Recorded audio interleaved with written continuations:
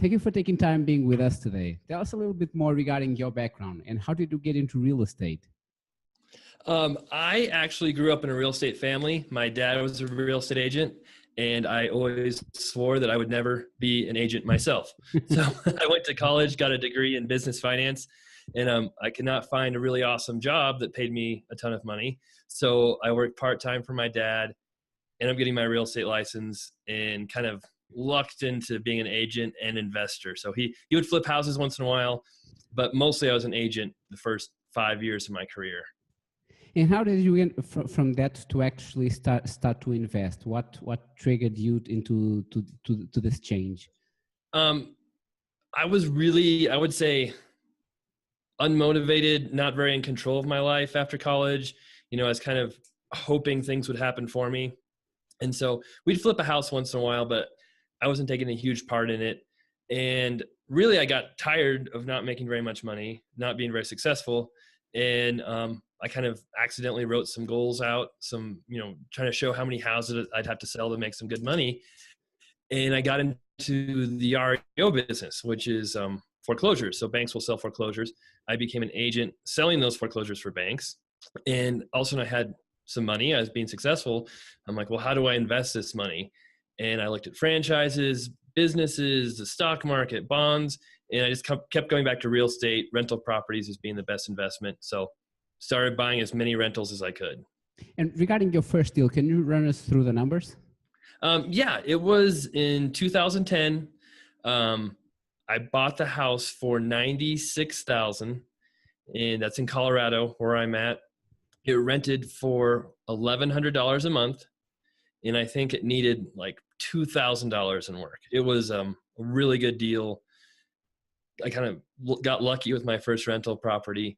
And one thing that's nice here in Colorado is our taxes are super low. So I think the taxes on that property were maybe $600 a year. So that was a nice investment for the first one. And when you do a rehab, how long does it usually take you to actually get someone in it and living it? Does it take a lot of time? Do you get stuck with the property, not having anything happening? It depends. So it always takes some time. I do a lot of fix and flips now as well.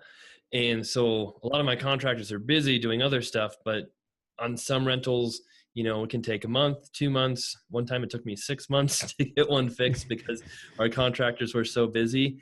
But yeah, and one thing with rental properties too is I try to buy properties that don't need a full-blown $50,000 rehab. I want to try and, do cosmetics so it's faster, quicker, and they're not sitting there vacant for, 6 months. And also I don't have to spend all that money out of pocket to pay for those repairs as well. But what's a good deal? Run us through a typical good deal that you come across with that you usually pull the trigger. What's the price of the house, the type of rehab it needs? Can you run us through this a little bit more in detail? Yes, and it's tough too because in Colorado, when I was buying these properties, the median price in my town, which is Greeley, was $112,000. And net price is $290,000. So prices have almost tripled in 6 or 7 years. And I stopped buying rentals a little while ago because prices got so high and rents didn't make sense anymore. I actually bought some commercial rentals recently, but I stopped buying residential rentals. But typically when I was buying most of my rentals, I was paying $100,000 to $130,000 for the house. I was putting $10,000 to $20,000 in repairs in the property, and then they would rent from $1,300 to $1,500 a month. So usually I was making $400 to $500 every month on the cash flow coming in after all expenses, and then I was getting really good deals. I always want a really good deal when I buy a property. So once I was done with that $100,000 house and put $20,000 of work into it, it's probably worth $150,000 or $160,000. And it's what's the typical house? Is it 2 bed, 3 bed? What's the typical house? I'm pretty flexible, but usually, the best deals for me as far as rentals weren't really new houses because people usually charge a premium for them and they cost more based on what you can rent them for. So they're built in the 70s, sometimes 60s, sometimes the 1980s. Usually at least 3 bedrooms, but sometimes I had 5 bedrooms. The 2 bedrooms are usually a little tougher to rent, not quite as valuable, but ranch style homes with basements where we're at, finished basements, kind of right below the median price property. So not, just below there, seem to work really well.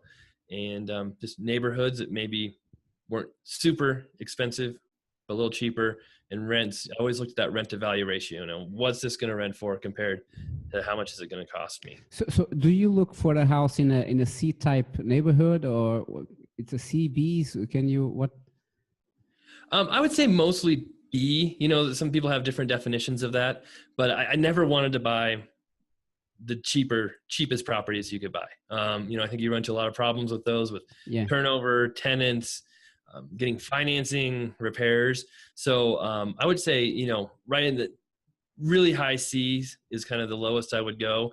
And when I stopped buying those residential rentals, I saw my standards kind of lowering to getting closer to that C. And I'm like, oh, what am I doing? So I kind of changed. That's when I stopped buying. I'm like, I don't want to sacrifice my standards just to keep buying rentals. Gotcha. And regarding tenants, how do you screen the tenants? I used to do it all myself. So when I had 7 rentals, I would screen them, I would meet them, and I did a really bad job. So I was busy, I was doing other things. It was, then I hired actually someone on my team to manage them for me. And he started using, like TransUnion for the credit checks, background checks. He would call all the references, make sure we had references for work, for previous, residences, friends, family. He would verify incomes.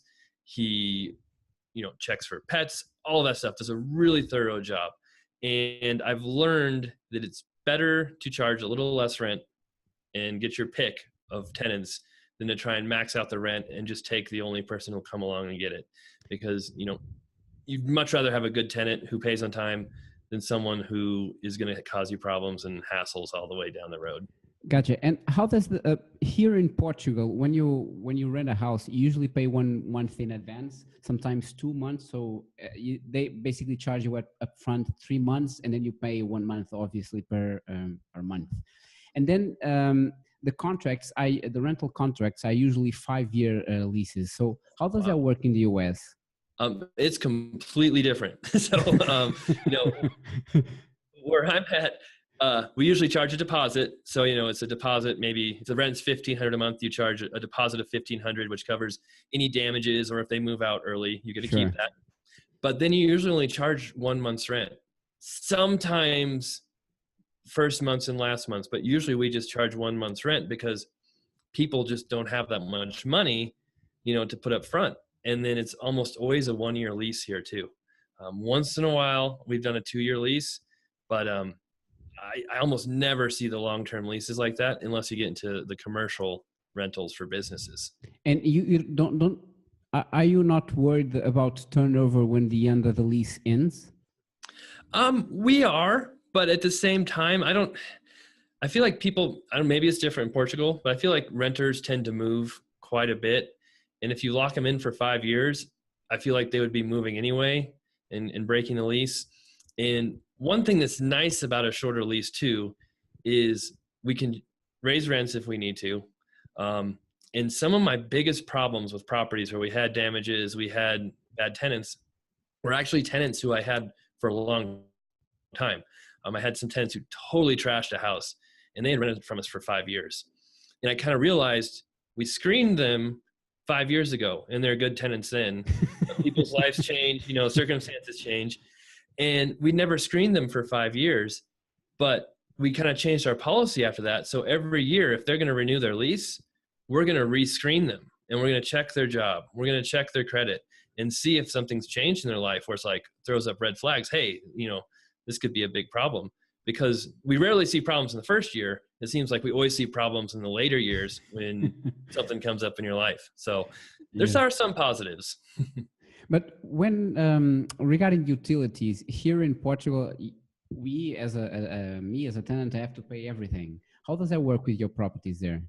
It changes in the U.S. depending on if it's an apartment or a house. So almost all my rentals are single family homes.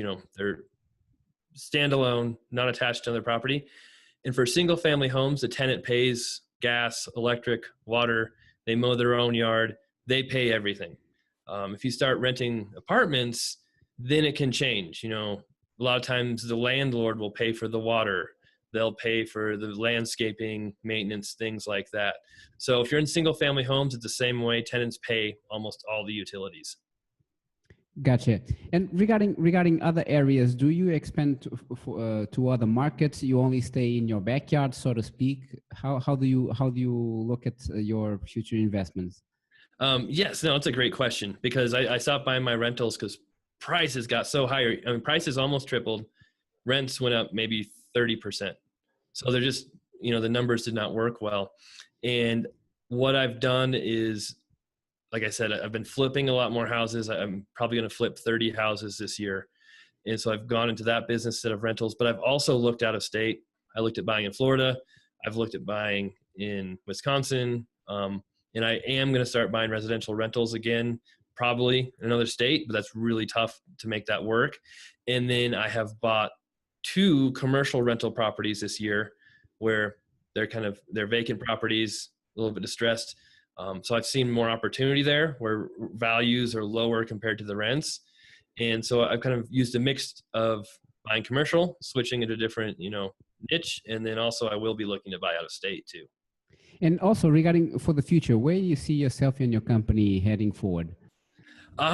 That's a really good question. I have a lot of different things going on I've got a real estate team with agents, my blog, investformore.com, the rentals, the flips. I think I really like flipping. It's a lot of fun. It's nice seeing properties transform into something, and it also provides a lot of income. But rental properties are really what I love about real estate because of the passive income they bring in. So for the future, I have a plan that I created a few years ago to buy 100 properties by 2023. I'm way behind on that because I haven't been buying them as much lately because of our market, but I still want to hit that goal, hopefully to buy 100 properties or at least maybe 100 units. I want to keep flipping houses. I think 30 a year is a pretty good number to keep me busy and keep me headed forward. And then, I'm always looking for new adventures too. I almost bought a huge commercial property this year, this 250,000 square feet, but that deal fell through. And, I've written a number of books. So I just like to keep improving, keep moving forward. But yeah, I think one of my really big goals I really want to hit is just getting to that 100 rental property number. Gotcha. And advice to your younger self, what would you say? I would say start setting goals, start taking your life serious much earlier. Things will not happen to you or for you. You have to go out there and make them happen yourself. If you spend more time on yourself than your business, you're going to be successful. And that, from routines to reading to willing to get help from other people is also important. And I wish I would have started buying investment properties a lot sooner. Even though we went through a big market crash in the United States, there are a lot of people who went through that crash and did really well with their rentals. And the great thing about real estate is the longer you own it, the more it goes up in value, the higher rents get, and the more your mortgages get paid down. So wish I would have invested a lot sooner, but still better than not doing it at all. Gotcha. And regarding your books, I know you have written a couple of them. What are your favorite books, your favorite reads? Tell us a little bit more regarding that, because I'm a bookworm. I read like an insane person. So. Oh, nice. I'll start. The book I'm reading right now is That One Thing by Gary Keller. Yeah. Awesome book. I love that. Just trying to get yourself to focus and really use the time you have as wisely as you can. Really love that book, and his other books about real estate investing and real estate agents are really good as well. Think and Grow Rich, of course, is a great book. I also love to read novels once in a while just to kind of get myself away from work and business and kind of, actually the last novel I read was about World War II. So just really interesting learning about what Europe went through and how just, we're so lucky the time we're in right now, even though we have our own problems and issues but it's amazing what other people have gone through, and it kind of grounds you and makes you realize how lucky we all are. And then, yeah, I've written a few of my own books too. I've got Build a Rental Property Empire, which talks about how I bought my rentals, financing them, getting good deals on them, managing them, all that. And I have a fix and flip book as well, Fix and Flip Your Way to Financial Freedom. So I've got a number of books. Really love reading as well. And actually kind of excited because 3 of my books are now audiobooks too. So helps people who are short on time. Cool. And finally, where can our listeners get a hold of you if they have any further questions? Investformore.com is my blog, and that's invest, FOUR, and MORE.com. And you can email me, mark@investformore.com. I respond to all my emails. I think I have something like 400 free articles on the site now. I do a weekly podcast. So try to put out as much information as I can. And I'm always love to help people and answer questions. Mark, it was wonderful having you with us today. Hope to speak with you soon. All right. Thank you very much. I'm happy to be on the show.